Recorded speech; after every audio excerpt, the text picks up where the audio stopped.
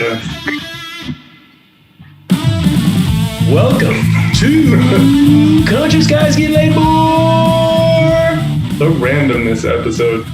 What are we on? Episode 17? 16. 17. 17. She was just 17. Fucking pedophile. Jesus Christ.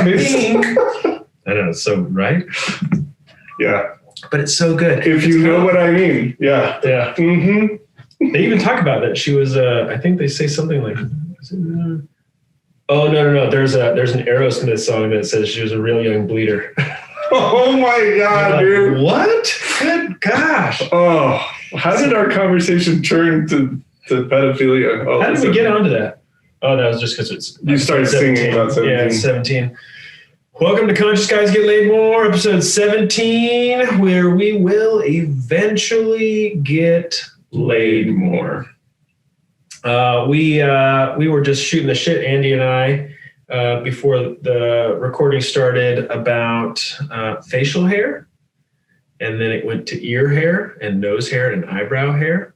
The worst. And so we thought, well, why don't we just start to record? Let our listeners understand the life and times of two conscious guys and their hair. Because I'm sure you're interested. This is probably the only one that Cassie will start to listen to. And she'll be like, see, I told you. Yeah. I didn't want to listen to this. I don't relate to any of this. Well, Cass, you just got to get past the first 2 minutes and then it gets better.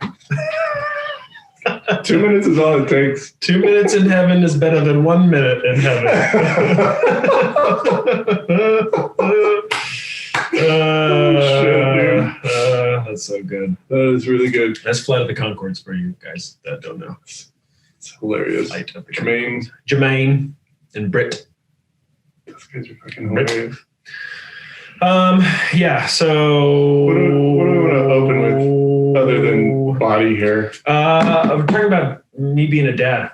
Yeah. So Grace is on this, she's, like I was telling you right before we started, every week there's a new sound she's figuring out. She's about, almost 7.5, almost 8 months old.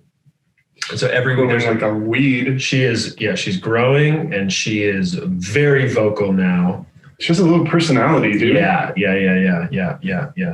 It's insane. I think it's more like Cassie, which is feisty. And dramatic. Yeah. We haven't, it's really funny. So Winston is not a cuddly dog. No. He's not a lap dog. He doesn't come up to you. He wants to be around people, but it's like, let's go play, let's go run around and romp around.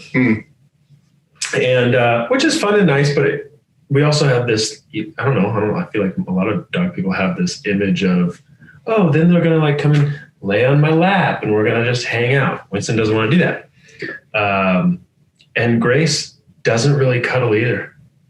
We got 2 kids that don't cuddle. You can hold her and she automatically pushes and turns away to spin around, and then you can spin her around and then she wants to spin back. It's just to move. Just to move.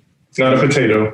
Yeah, no, she just keeps moving and grooving. She doesn't hold on. There's like one time when I'm holding her up like against my chest and she kind of grabs my neck and has this really sentimental moment. But I think it was because she was just trying to grab for stability. And so it lasted all of about like 5 seconds and then it was done.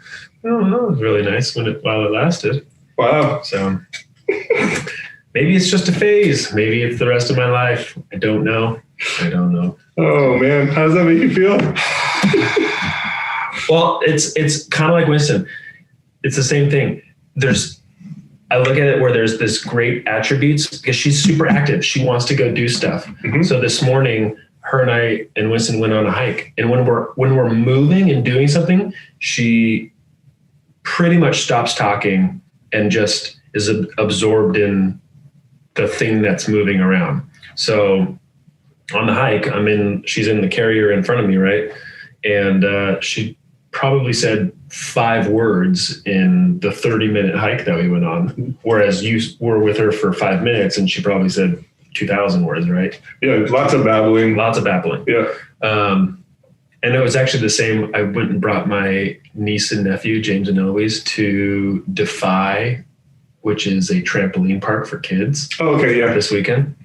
And I had Grace in the carrier as well. And Grace was just absorbed in all of the stuff. You can imagine there's 4 to 15-year-olds sprinting and bouncing and running and lights flashing and music blaring. And Grace was like all about it.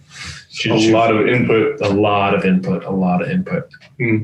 So anyway, yeah. So I don't have really cuddly kids. Yeah. They're well behaved, but they're not calm kids. They're rambunctious. Were your nieces and nephews cuddly kids? Yeah. James is a cuddly kid. He, for a long time, would like come in. He'd like to go and sit in your lap, and then he'd sit there and just look around and maybe talk to you and whatnot. Yeah, he was cuddly. Chill. Yeah. Yeah. So who knows? Maybe you'll have someone that can keep up with you on your mountain bike. Yeah, so that's the benefit. Is maybe they're super active, and so it gets me to go out, and I like when I go out and do stuff. So there's a total benefit, but there's also those times when I don't want to be active, and like Cassie and I don't want to be active. Shut the fuck up! Yeah, it's like you just can't find enough things to entertain to keep her moving or Winston moving, which is really interesting because Cassie's taking the lion's share of raising her through the day because I'm full time at work and she's very part time still. She's kind of full time, but it's not fully there, and it's getting more and more difficult because it now takes even more and more attention. Whereas before, when they're a blob on a pillow and they don't move, there's not a whole lot of attention that you can really give them. They're just there, and then that's it. And then she can start to roll over is one thing, and then she can now start to crawl, and then she can now start to pull herself up, and she's kind of shuffling when she's pulling herself up. So it is a full-time job. It is, you're 100% on them all the time. Why? Why? What do you mean? Like, why do you have to be on them? Yeah. Oh, because of the amount of bruises on their head can only get so many until they have so they start to hemorrhage or something. I don't know what the technical term is. Like when one gets too many bruises on their head. Yeah, she's got blue marks and black marks. There's essentially it's kind of the color of the rainbow because it depends on how many days old the bruise is on her. Wow, dude. Yellow ones, you're like, oh, that one's an old one. You're gonna get her a helmet? We should. So my nephew, speaking of James, he had a helmet because he had a weird shaped head. Okay. And he was indestructible. Yeah. Right? He could just bang his head and he didn't care, which was fantastic. We should just get one, not to reshape her head, but just to protect her. She seems very active and intent on figuring out what things are based on how they impact her skull. Mm-hmm. She gave herself a flesh wound yesterday. Cassie showed me she's got this scar on her chest. Yeah. She's a beast. She was like crawling through her. She has a little toy chest, like with soft sides, but there's, I think, 3 books in there. Like they're like the cardboard-ish kind of books, like the thick paper books, whatever. And she was holding herself up on it, and then that hand slipped. And so then she essentially just jabbed herself in her chest with the book, and it's a solid 1/2 inch, gouge out of her chest. Yeah. Did she scream? She did cry. I think when Cassie gave her did some rubbing alcohol on it, that's when she cried more. When you got boo-boos and owies and cuts and scrapes and shit growing up, what did your parents use on you? Gosh, I don't remember. I don't remember them tending to me. Nice. I used to get scrapes and bruises and all kinds of shit. My mom would use mercurochrome.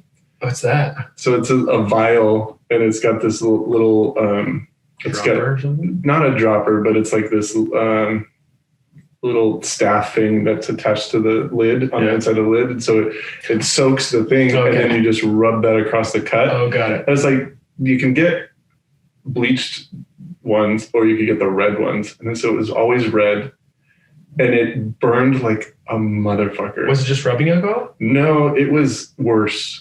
It was way worse. It was just poison. Like the burning was so bad. And I would have these red marks all over myself because I would have scrapes and cuts like all over the place. Right. But it was so painful. It's like, it didn't really hurt getting the scrape.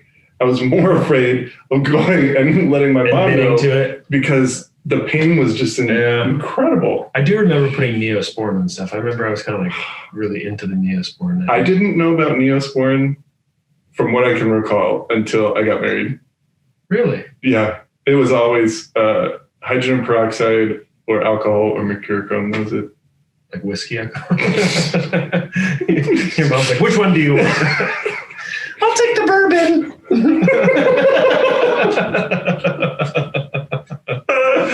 That's hilarious. Yeah. No, I don't remember them like doing cleaning of wounds, but I do remember Neosporin.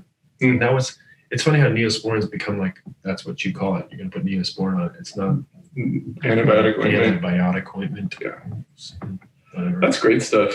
I love that stuff. Doesn't hurt. No, it doesn't. They actually have ones that are like desensitized or it's got a little numbing agent. A little numbing agent in it. Yeah. That's good shit. So yeah, but so with Grace being so active and the amount of full attention that it takes, it's definitely draining more. And because you're giving so much more attention, and since Cassie is more full-time on parent mode, Cassie, I don't want to speak for her, but I'll speak for the side of it that relates to me is that it's not attention on her. And so it's taking it away from her. And so then she's feeling depleted in getting the attention for herself, right? Because she's giving it out and there's not this, it's kind of like when you're leading a workshop or when you're with friends or when you're even like when she goes to yoga or whatever, there's like this reciprocity of I'm going to put attention out there, but then there's people that talk to me and ask me about me, and then I'm going to give attention there. And there's just back and forthness. Yeah. And with a baby, there's not, especially one that doesn't cuddle. There's not this back and forthness. What is your love language? Me? Touch. Is it? Yeah. Really? Yeah. Yeah. I thought yours was totally acts of service, but maybe that's what outside of your intimate relationship. So acts of service is a lot of the ways that I express, but the way in which I receive is a combination of both, but it's mostly through touch. Yeah. Interesting. Yeah. Nice. Yeah, which is funny because Cassie and acts of service is not hers. That's not hers is quality time. Yeah. So it's interesting. So back to what Cassie's experienced, and she could probably talk about that on Conscious Girls Get Laid More. Or no, Conscious. that's not their podcast. That's what their podcast should be called. Conscious Girls Drink Champagne. That would be more in alignment with what you want. Yeah, exactly. No, what it's having. My experience is that then I'm more attentive to her. To Cassie? Yeah. And trying to toggle between how much do I give attention because I want to and I'm being fulfilled by giving the attention, which I do to some extent.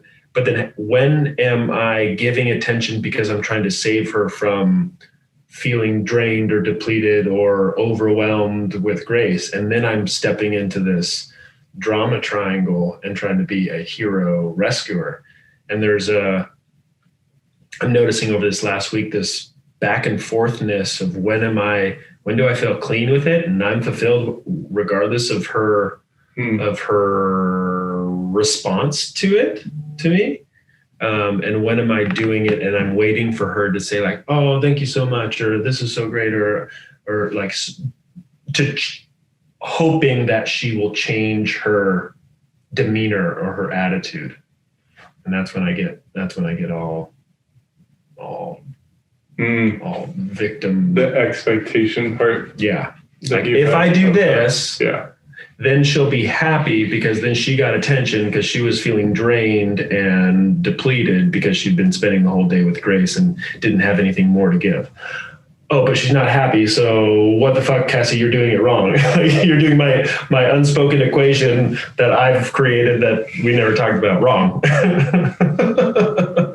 Is this one of those things that she's going to find out if she listens to the podcast? Yeah.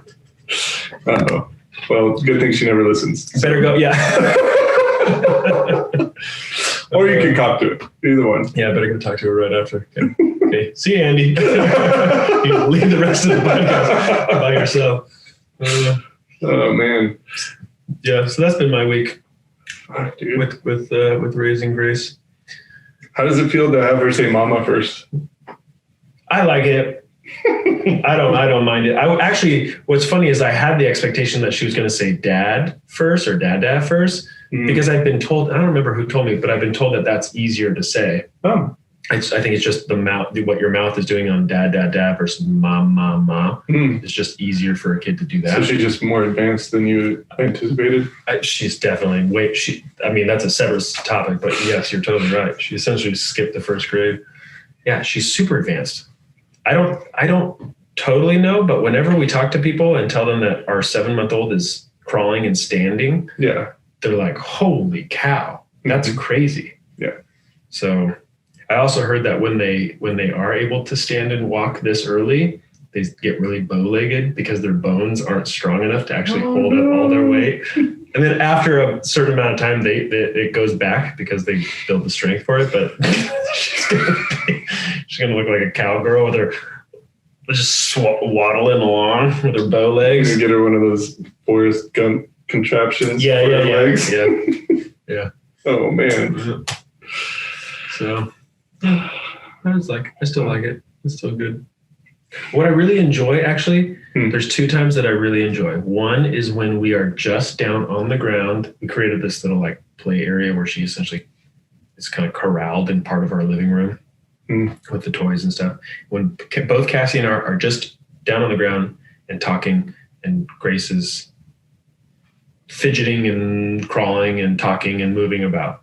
That's one of my favorite times. It's like the family is all just here, hanging and not hanging, just together. And then the other times that I really enjoy are when it's just Grace and I, and Cassie is doing whatever else and gone. Like this morning on the hike, when it's just me and Grace, and or Winston can be there too. I really enjoy it. I find, I don't know, I wonder why it's more that way than when it's with Cassie. I don't know. That's not when it's with Cassie, but it feels very special. Yeah. It was very special. There's a different kind of bonding going on, right? Yeah. Not vying for her attention or her connection to. Yeah. Because right now she's all about, you saw it right before when she banged her head in the same spot that she already had the bruise, and she started crying. She's yelling for mom, and I am right there, and I pick her up and she's still crying. And then Cassie comes into the room and I hand her to her, and then she stops crying immediately. Yeah. So she's definitely has the mom attached to mom. Yeah, attached to the mom is safety comfort and food and yeah. That reminds me of Hangover. Highly inappropriate, but where the doofus guy has the baby or whatever. You remember the movie? Yeah. And he's like, "Don't you wish you could breastfeed?" Yeah. No, I don't. But maybe that would kind of. I hear that they made something that you could wear, like a set of boobs that you could wear that are you just fill with formula or milk or whatever, and then you can just have that experience. Like you could wear a bra that's like a boob shape. Mm-hmm. That's really interesting. I wonder why you'd do that and not just feed a bottle. Like because people are weird. You get that much more experience.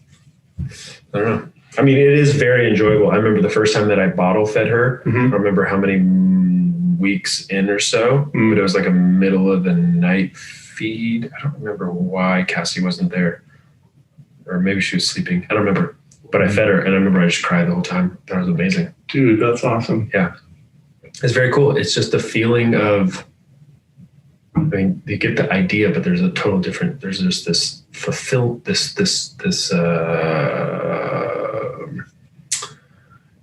expansion or filling up of this idea of providing life nourishment to my daughter. Yeah. And you get that idea. And I remember thinking about that idea thinking about when I will be bottle feeding her, but then you have the experience and it really feels like the idea is this really it's really wonderful and crisp black and white picture. And then when you actually do it, it fills it in with these vibrant colors. So it's the same thing, but it makes it pop. It would be like remember the, in Wizard of Oz, the scene that transitions when they go to black and white to color. Yeah. Like that. It's the same thing, but all of a sudden it's this huge reveal of some energetic exchange. Yeah. Nice. Yeah, that's what it feels like. Awakening of a different sense, huh? Did you ever listen to Pink Floyd and watch Wizard of Oz? Did you ever hear about that? No. You can listen to Dark Side of the Moon, and if you start it right when the lion is roaring, the MGM lion. Oh yeah. And it goes along with the movie, really, and the scenes change, and then the song changes. Oh wow! And then there's this big old when it goes to Technicolor, right? I don't remember what the song is that turns over or whatever happens, but it's pretty psychedelic, dude. I don't know that. Yeah. I heard about the guy who hung himself in the forest. And you can see it in like the original version. Yeah. I did not hear about the Pink Floyd thing though. That's cool. There's another one. What was the other one? If you listen to Tommy by The Who, and you burn incense and burn a candle, you can see your future. That's from Almost Famous. Remember Almost Famous? I don't remember it. Did you see it? I think I did, but I may have been like inebriated in some sort. That's probably some true. fashion. as one should be when they watch that movie. It's such a great movie. The soundtrack of that movie is so good. That's Mark Wahlberg, right? No, that's the other one. That's the other. That's Rockstar. Yeah, okay. Yeah. Almost Famous is it's about he's a kid. He's a high schooler, and he calls into Rolling Stone and says, "I want to do a piece on." I think the band's name is Stillwater, which they were trying to play off of Led Zeppelin. Okay. And then he goes on the road with them and he pretends that he's this 35-year-old writer. Okay. And he's only 17 and they go. Is Paul Rudd in that? Paul No. Rudd. Maybe it's somebody else. I'll look at it. I'll have to look. Yeah. I don't know people's names. That's okay. Jimmy Fallon is in it. Jimmy Fallon? Yeah, for a really short time. Nice. He's the manager. Oh, okay. Yeah. Anyway. That sounds familiar. So yeah, there's probably other albums stuff that I just don't remember now though. You can play what the Beatles album backwards or something. Oh, and you can hear that Paul is dead. Yeah. That one. I think that's Abbey Road. Yeah. That's a weird album cover. The Abbey Road album cover? Yeah. The famous Abbey Road album cover? It's weird. You don't think it's weird? Why? It's just them walking across the street. Yeah, it's weird. I mean, look at a lot of other album covers. Yeah, that's true. You look at Black Sabbath. He's like in a field killing an owl or a bat or something like that. Yeah, but he eats the heads off of bats on stage. It's true, so it's apropos to him. It seems kind of normal. My parents were so afraid of Ozzy Osbourne. They were afraid? Black Sabbath. Yeah, because no. I think we were living in Texas when Dungeons and Dragons was coming out, and then when I think Ozzy Osbourne was on tour and somebody like killed themselves at the concert. Oh. And they were just like, you can't play Dungeons and Dragons. You can't listen to that music because like you're just going to die and all this satanic weird shit. And I'm like, what? I remember I had a Black Sabbath shirt and it said Sabbath, Bloody Sabbath on the back. That was one of their albums. Mm-hmm. And my sister married a pastor's son. Yeah. And I remember going over to their house once. I think it was like we're doing like a big family dinner, like because the Crows and then their family, they're all friends and whatnot. And I remember talking to my mom saying, do you think Jen would be upset if I wear this shirt? She's like, no, I don't think so. I bet he could probably sing the song. That's awesome. That's weird. So that's been there's the tangent to fatherdom. What's been going on in your life? How's Karen? Karen's good. She's There's more here. I got really pissed yesterday. Oh, yeah, let's talk about it. Like, I get so protective of her. Like, some dude that she was working with let her know that they had come up with a slogan about her. Ooh. I was so pissed. Wow. Sounds like it wasn't a good one. Well, he like tried to make it like be like it's a good thing, and like they really appreciate her and whatever. And I'm like, dude, what the fuck, man? And so they called it the Alders attack, and I'm like, Alders attack? Like, would you do that if a man were to show up and do the same things that she's doing? Like attempting to help guide your choices in your organization and move things forward. Is it like a Pokemon thing? Like, how old are you and what is this about? Because this seems really inappropriate for a work thing. And he's like so proud of it. And like this morning, she's on a call. I hope like nobody listens to this. He's like, she's on the call and he comes on and he like says it again. And I look over at her and she's like, so is she offended by it? She was admitting after I got really upset that she's, a little sensitive. There were a couple of things that happened during the day. And this one just was like, I'm trying to help and support. I'm being assertive and doing what I know is right for the business and the company and the team and the project. And this is the stuff that I'm getting fed back with. And she like had to call multiple supervisors and like get a check-in and stuff like that to make sure that she was solid with herself. And when people question who they are and how they're showing up and doubt based on this weird feedback, when somebody else is like uncomfortable with it, especially with Karen, like I get really protective. And it was just like, I was ready to like say something. She knew and she had to tell me to be quiet. Like, ready to rail on this motherfucker. But it's weird. I do. It's like I don't know, like being supportive of Karen and helping her through something is different than being protective of her. And so I know that I would rather be supportive than protective because her safety's not in danger. Because you went to protection. I went straight to protection, like handling the situation for her and making a stand and making sure that never happened again. And like that's not necessary, but it's where I went. Like, why does the protector mode come out? Various reasons.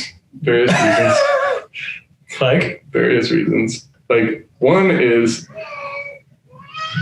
my relationship with my wife is now at risk and tenuous because she's not solid and okay. And it's based on how some other asshole showed up. And so now this is happening. Like, I don't like that. Right? So when she questions herself, that may mean that she's going to then question anything that she's related to, connected to in the world, you being one of the main ones. And so that then has you feel insecure about this is your really relationship. Great. Yeah, because like if she realizes that she's somebody different, then she may realize, Andy's not who I want to be with. No, not like that. Oh, not like that. It's more, I'm just realizing based on your question and how you're framing it, growing up, both my parents worked.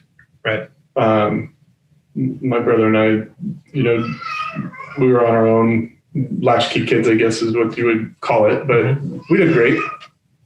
But my mom was never happy at work, like rarely happy. And she would come home And most of what she talked about was how horrible her work life was. And that, like, depending on how bad it was about how bad my relationship with my mom was going to be. And how long that would last through the weekend, whatever else. So you got my sense of danger and safety and love and the ability to connect and be loved was based on how my mom was feeling and how shitty her day at work was. Got it. Wow. So yeah, so you're, oh man, that's tough because that is so far out of your hands. Like, your connection with her is one thing, right? And obviously you can't control her, but then you're now moving to a second sphere of influence, which is work, and who knows what the hell is going on there. Yeah, this is really enlightening because I know my relationship with Karen is solid. I know that we're solid. I know that there's things that kind of throw either of us off track, but we are totally committed to figuring things out together. Right. And it's completely different than my relationship with my mom, kid and mom, right? Totally. Just way different. Yeah. But that threat from work is just sent me straight over. Got it. Oh, that's fucking cool. Yeah, that's really cool. Now, if you connect to that when they say the alders attack, you'd be like, "Ha, you are that is what you go get them." Exactly. Go get them. Exactly. Yeah. That's cool. That's amazing. That's really cool. Yeah, because when I heard you say it, that's really funny that you got defensive about it, but now it's understand. When I heard you say it, I was thinking, oh, that's probably really badass. Like, they know that she's coming in and she's gonna fucking get shit done. She's gonna move mountains. She's gonna attack this thing, figure it out, and then there's a plan to move forward. Mm-hmm. That's how I heard it when he first said it, but now I understand that it was the way it landed on her. Yeah, which was crappy, and I wasn't able in that moment to recognize. As she interpreted it. Yeah, but I would own that shit. She even said after I got all defensive and pissed off about it, she's like, you know what, I could totally own this. And I'm like, okay.